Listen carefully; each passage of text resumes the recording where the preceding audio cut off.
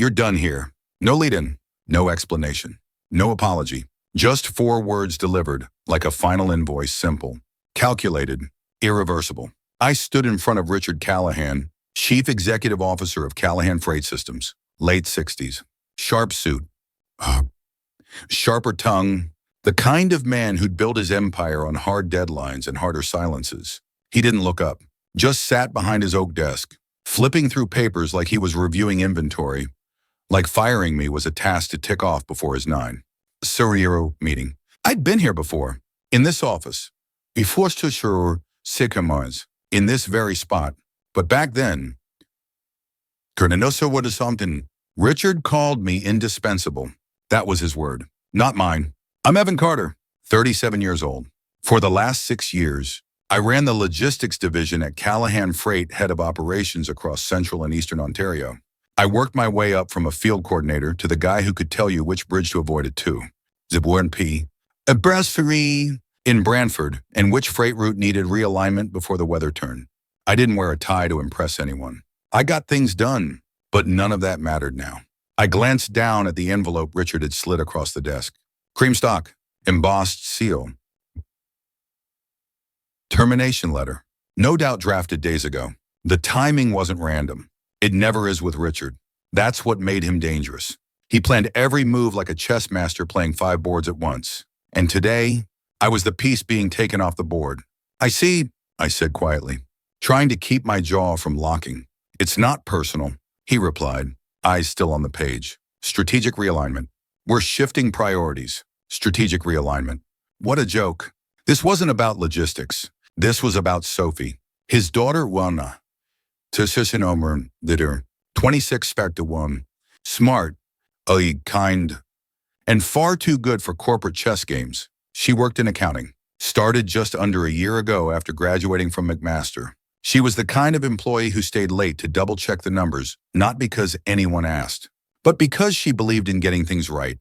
We'd been quietly seeing each other for months, until last weekend. That's when Sophie told him she wanted to be honest. That's who she is. And Richard, well, Richard doesn't like surprises, especially not ones that come from beneath his chain of command. I took the envelope and tucked it into my coat pocket. Is that all? I asked.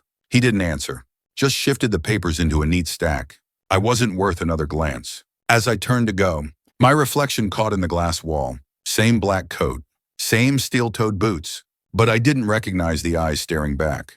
They weren't shocked. They weren't scared, just tired, quietly boiling. Outside the office stood Marla Singh, Richard's executive assistant, early 40s, efficient, composed of Wantonar to Merasinator, fiercely loyal to the top floor. Her arms were crossed over a sleek tablet, but there was something tight in her jaw, like she'd watched a dozen exits just like mine and never said a word. We didn't speak. Not yet. I stepped into the elevator, the doors sliding shut behind me. But just before they closed, Marla leaned in and whispered, "Don't delete anything you have. You're not the first in mine Sursen Dunmana one." She didn't say it loudly. She didn't have to. As the elevator descended, those 8 words looped in my head like a warning klaxon. Not the first, not the only. It wasn't just about me anymore.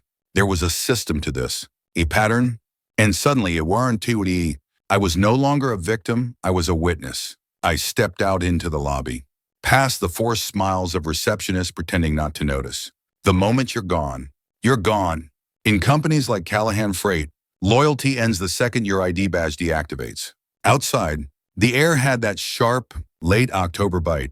Gray sky, quiet streets, and that heavy silence after a personal earthquake.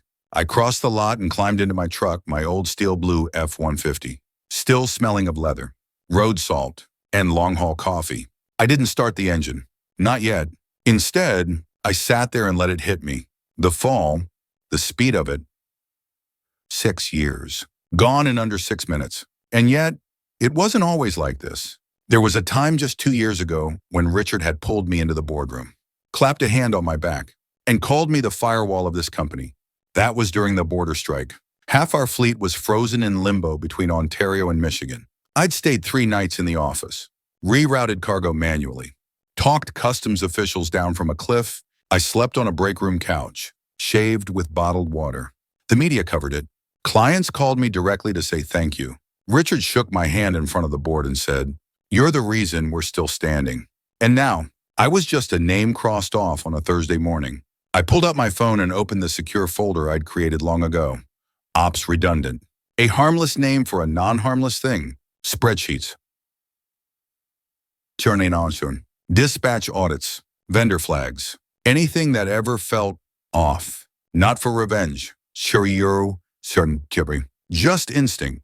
One file stood out. A routing log that Sophie had quietly asked me about weeks ago. Ebertianum. Do we ever use companies called Greenlight Haulage or M&R Western? Wush. She'd asked. I'd frowned. Never heard of them? Why? She had shrugged. But I remember the tension in her voice. They keep popping up in invoice records, but none of their drivers show in GPS logs. Now I open the same file, and sure enough, payment records match no truck movement. Dozens of them. Quiet. Tidy. Invisible. On paper, everything looked legitimate. But I knew better. This wasn't bad paperwork. This was fraud disguised as routine. And the man who just fired me, he either knew or didn't want to know. My phone buzzed. Sophie, I heard, "I'm so sorry." He didn't tell me until this morning. I stared at the message. She was caught in this mess too. Maybe not guilty, but definitely surrounded. I slipped the phone into the console and tightened my grip on the wheel. Richard thought I was done, that he'd closed the door behind me, but he didn't know I kept a copy of the key. And now, I was ready to go back in through the side entrance. The envelope was still in my pocket when I pulled into the underground lot of my building, but it was the flash drive Sophie had pressed into my hand quietly. Urgently, that felt heavier. She had met me at the edge of the parking deck, eyes guarded, coat barely buttoned, no kiss, no smile, just a whisper. "Sari, take this. Look at it. Then decide." It was a silver USB drive, unlabeled. "You want to run a wantin', no markings." But her hand trembled when she passed it to me, and Sophie didn't tremble easily. Upstairs, I tossed the envelope onto the kitchen counter and opened my laptop. My apartment sat in cold silence. Overlooking the gray sheen of Lake Ontario, I didn't turn on the lights. The drive clicked in. Folder popped up. Internal review subfolders, vendor audits, board emails, internal notes. I clicked the first file. A shipment record showing payment to M&R Western Transport for a cross-border freight route that didn't exist. No pickup logs, no signatures, no vehicle GPS trails, just $5,000 marked as expedited transit fee. I opened another, it was a PDF, a chain of emails between Richard and someone named Grant LaRue, Callahan's former director of procurement. He'd retired suddenly last spring. The emails referenced quiet contractor channels, off-ledger processing, and worst of all, our margin agreement with Pacific Overland remains protected. Finance has been instructed to flag anomalies as training errors. Code, masked fraud. They were hiding transactions under false audit flags. I leaned back, heart pounding, the room narrowing around me. Sophie had seen this. She'd found it. And instead of looking away like her father probably expected, she gave it to me. It wasn't just a flash drive.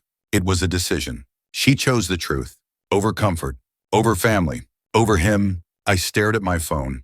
Unread messages piling from coworkers who'd just heard or were so shocked. One from Marla stood out. "Be careful who you talk to. Some of the board is dirtier than you think." I replied with one word. Understood. Then, a second message came in from Sophie. "I know you probably hate me for not warning you." I didn't know he'd act this fast. I thought I had time. I didn't hate her. Not even close. I typed slowly. "You gave me something better than time." She was risking everything. Her job, her relationship with her father, possibly even her safety inside that company.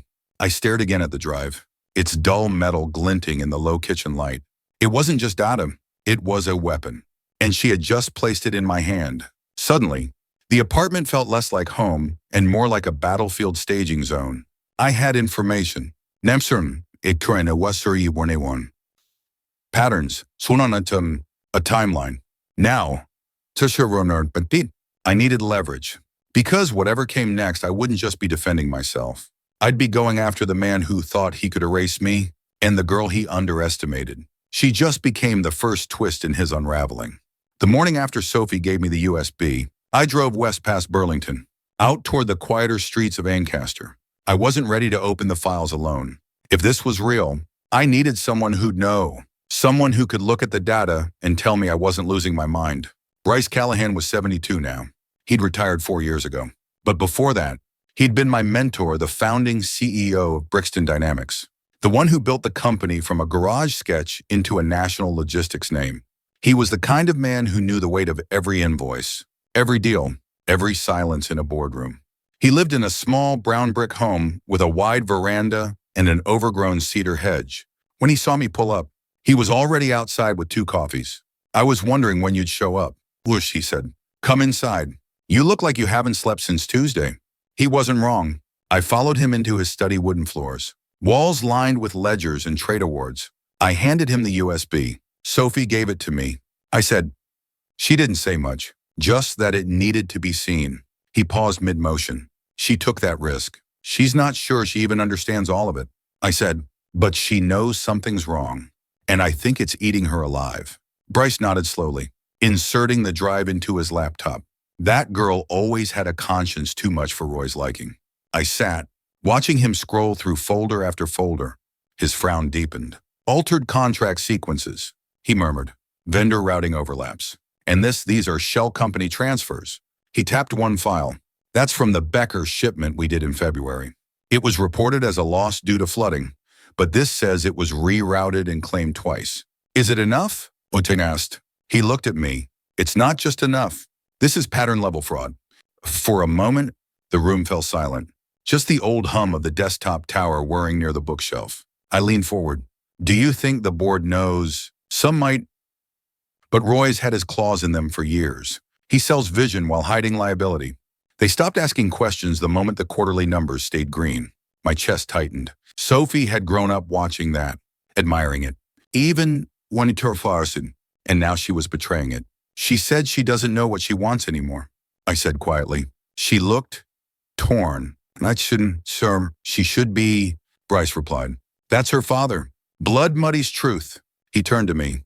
"But make no mistake, she did something most adults in that building never had the spine to do." I nodded, the weight of it settling in. "What would you do in my place?" "I'd build carefully," he said. "Expose this too fast and Roy will spin it. But if you want a crack in the wall, talk to Daniel Ferris, legal advisor, junior board member. Commission. Smart. Clean, Schermerdeforn, and fed up." I stood, pocketing the USB. Bryce rested a hand on my shoulder. "She gave you the match." "Wherein," said him, "but don't expect her to hold the flame." I stepped out into the cold and wind, and for the first time in weeks, I felt the faintest sense of direction. The lobby of Brixton Tower felt different now, colder somehow. Maybe it was me. Maybe it was the knowledge in my coat pocket that changed how I saw everything. The glances from reception, the 2 quick nods from colleagues passing by. I wasn't one of them anymore. I checked my watch. Trigio de Septer Foot. Daniel Ferris was always punctual. If he said 3 Gio 15 foot at Oak and Maple, he meant it. So I wasn't surprised to see him already seated by the window. A black Americano in front of him, his phone screen untouched. He looked up as I approached. Mid-30s, dark hair cropped clean, sharp jacket with a subtle pin of the company crest. Daniel was one of the youngest board appointees in Brixton's history, a rising legal mind from Ottawa with a reputation for integrity that hadn't yet been tainted. He stood to shake my hand. "Effin, this is unexpected. I wouldn't have reached out unless it mattered." We sat. I didn't waste time. I have reason to believe Roy's been orchestrating fraudulent claims insurance scams, off-books payouts, shell routing, and I can prove it. He raised a brow. "You realize how that sounds coming from a recently terminated VP. I didn't come to argue perception," I said, pulling the USB from my pocket. "I came to show you facts." He didn't take it immediately. "Why me?" "Because you still care. And because you're not in Roy's pocket yet." He smiled faintly, but there was tension behind it. "You've done your homework." I leaned forward. "Look, Kinonach-sam, I know how this works. Roy surrounds himself with loyalty and fear. Most of the board won't lift a finger unless someone else moves first. That someone needs to be you." Daniel hesitated.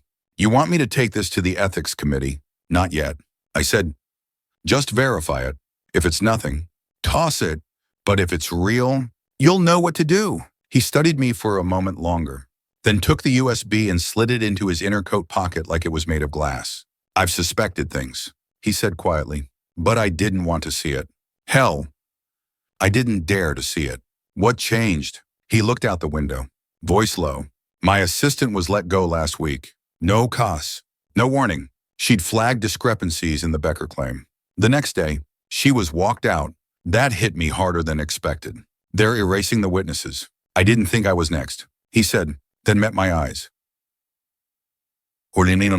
Yes. But if I ignore this now, I will be. We sat in silence for a beat, the hiss of the espresso machine filling the space between us. Finally, he said, give me 48 hours. I'll go through everything. Quietly. If it's what you say, I'll call you first. I stood and offered my hand again. Thank you. Daniel, this matters. His grip was firm. It better be airtight. Evan, we're not to serving Arkin Conan Sartin. Because if I put my name on this, there's no halfway back. As I turned to leave, a quiet certainty settled in me. The match had sparked. Cheery you are no once. Daniel held the USB in his palm, staring like it might explode.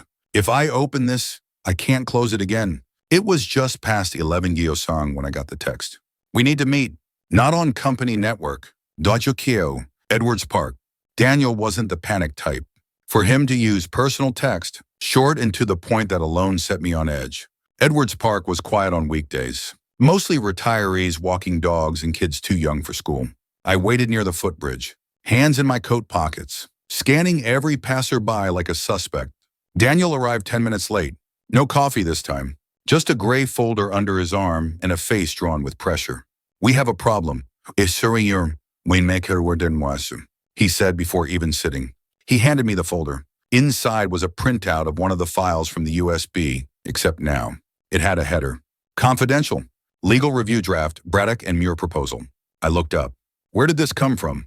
Roy's personal draft folder. Someone tried to scrub it last night, but not before IT flagged a late-hour login from an unregistered IP. My chest tightened. He knows. Not yet. But he suspects someone's digging. Daniel looked around, then lowered his voice. And Sophie? She's on his radar. My jaw clenched. He confronted her. No. But his assistant Colleen asked her twice this morning if she'd seen anything strange in the legal database. I froze. Colleen Bray. The Resurianin Serkunwakanon. Late 40s. Sharp as they come. She'd been Roy's executive assistant for over a decade. And some whispered she knew more about the company's operations than half the VPs. Always calm. But not someone to underestimate. If she was asking questions, we were already behind. Daniel continued. She's suspicious. Not sure of what, but she's circling. Do you trust her? He hesitated. I trust that she hates chaos. And if Roy's involved in something illegal, she won't go down with him. I exhaled. Then we need her confused. Not curious. Stall her. Daniel nodded. But his voice was tight. You don't understand. If she figures out I have the USB, I'm done. We fell silent. The only sound the gentle rush of the stream under the bridge. Then I said, we need leverage. Daniel raised an eyebrow. You have something in mind. Not yet. But I know someone who might. I was thinking of Bryce again, and something he'd said about Roy's second warehouse contract in Vaughan. There'd been whispers of ghost shipments and signed forms from staff who had supposedly quit months ago. But before I could speak, Daniel's phone buzzed. He glanced at it, face pale. Sophie just texted, he said. She's being called into a private lunch with her father and board liaison this afternoon. No agenda. Just her. My heart dropped. That's a trap, I said. Daniel nodded. She might already know. The air between us grew heavy with unsaid possibilities. I stood. We need to move before they isolate her. Daniel looked at me, jaw clenched. Then you better be ready for the next step. Because this was the easy part. That afternoon, Sophie was called into a boardroom with just one chair and two silent men waiting. The first time I met Richard Callahan, he told me to call him Roy, said it made him feel less like a bank CEO and more like the guy who bets on talent. Back then, I bought into it. I thought he saw something in me. Maybe he did. Or maybe he just liked knowing he could make men like me drop our guard with a handshake and a nickname. Sophie grew up with that version of him, the one who smiled over burnt toast and called mistakes teachable moments. But even she couldn't deny the change these past few years. Roy had become colder, calculated, less father, more strategist. So when she was summoned to a private catch-up lunch in Boardroom Delta, she knew it wasn't about croissants and company updates. There were 3 chairs. Only one meant for her. He started with charm. Of course, way. You look tired. Pumpkin. One and wash. I hope you're not working yourself into a burnout for those compliance reports. Sophie sat, stiff. They're under control. Good as herm, Roy said, slicing into a pear with surgical precision. I've been meaning to talk about your future. Now's a strange time for that. Don't you think? Across the table, Roy didn't flinch. There's no bad time to discuss legacy. She stared. Whose legacy? Exactly. Graham Heller. The board liaison seated next to him shifted awkwardly but stayed quiet. Roy smiled that practiced smile of his. Look, Sophie, I know things have been one to one, subwakitwan, Tanser. Evan Mercer is a bright man, but he's idealistic. Not everyone has the stomach for executive reality. Her fingers dug into the seam of her slacks. He's been in this company since the merger. You handpicked him. Remember, he's Sirwan. Roy leaned forward. Exactly. Which is why I know his limits. Sophie exhaled sharply. This isn't about Evan. No, it's about you. His voice lowered. And about whether you're still mine. That did it. She stood. You don't own me. Roy. His eyes flickered. Just once. The reason you used to believe in the mission. In what we built. Now you're, what? Running errands for him. I'm doing what you forgot how to do. She snapped. Telling the truth. Graham shifted again, but said nothing. Roy rose slowly, straightening his cuffs. Truth doesn't keep a company alive. Loyalty does. And right now, yours is misplaced. There was a long pause. Then Sophie said, voice calm but cutting, you raised me to stand by my name. You just didn't expect I'd use it against you. Roy stepped closer, eyes dark. You have no idea what this will cost you. She held his gaze. Maybe not. But I know what staying silent has already cost me. And she walked out. When she arrived at my place that evening, her eyes were red but clear. I'm in, she said simply. I asked her if she was sure. She didn't blink. I can't protect him anymore.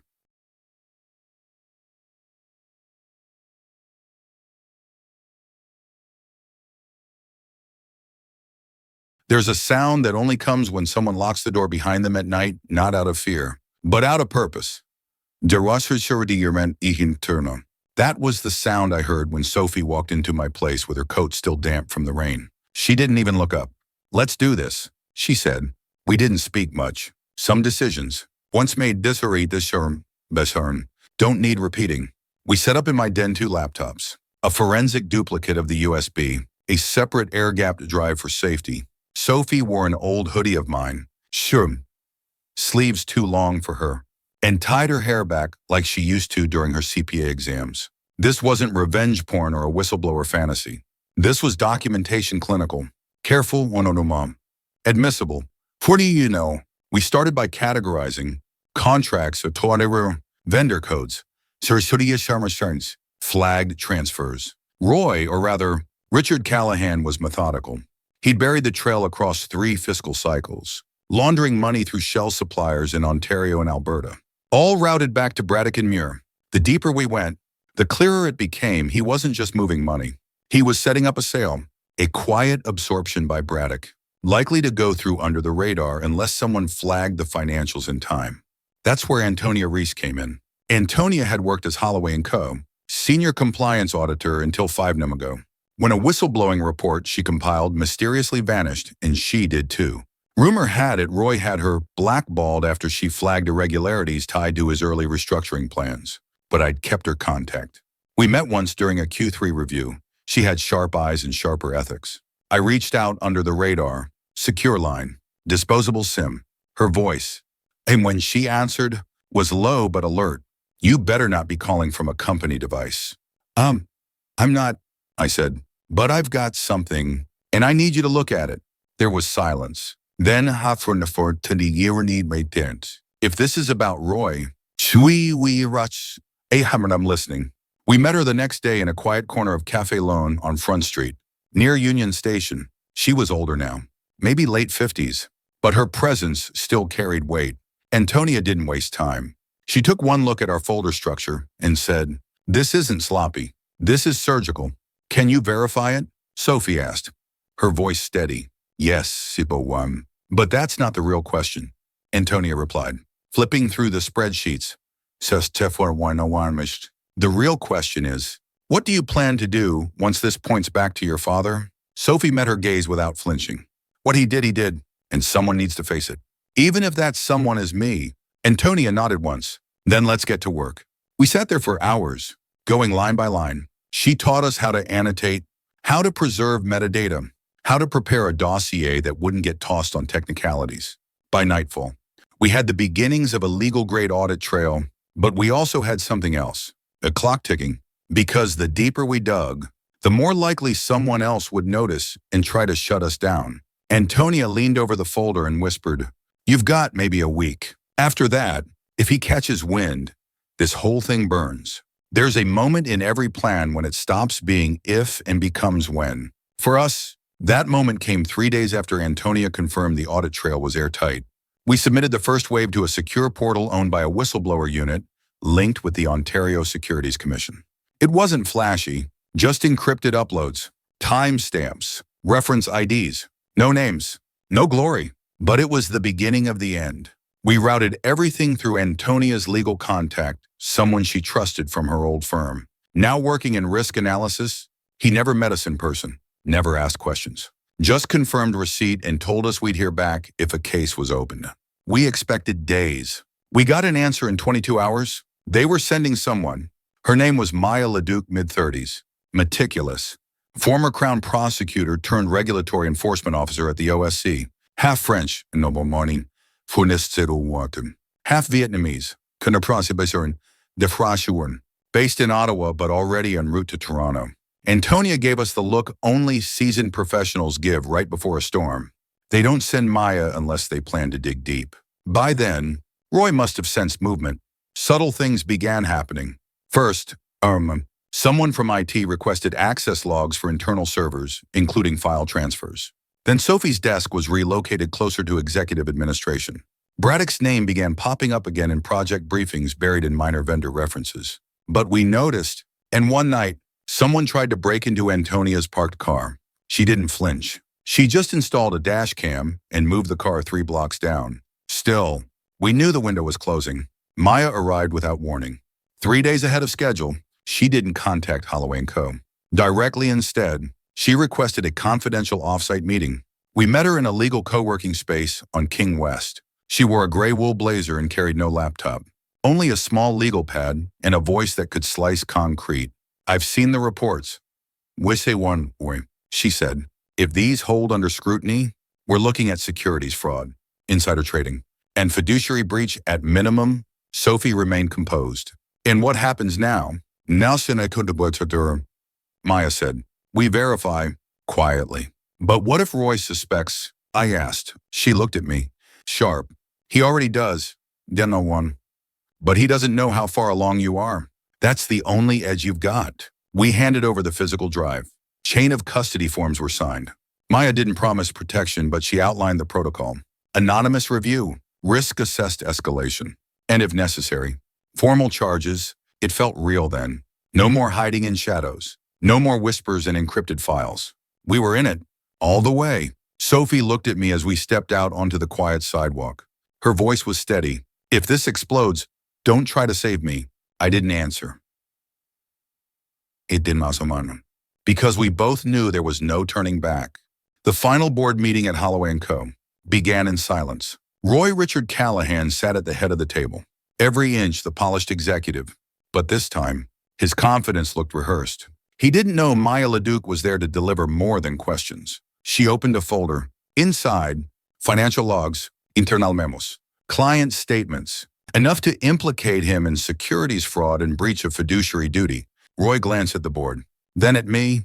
"This is a misunderstanding." "No, Maya said, calm but sharp. "This is a federal violation. Patricia Hayes, Successos were warning Hayward to Shazinarnans. So now Chair folded her hands. Effective immediately. The board supports the commission's request for executive suspension. Roy stood slowly, trying to preserve his image. But the two OSC officers flanking Maya stepped forward. He didn't resist. There were no handcuffs. But there was no mistaking it. He was finished. His accounts frozen, his travel flagged. And soon, his name would appear in every major financial paper across the country.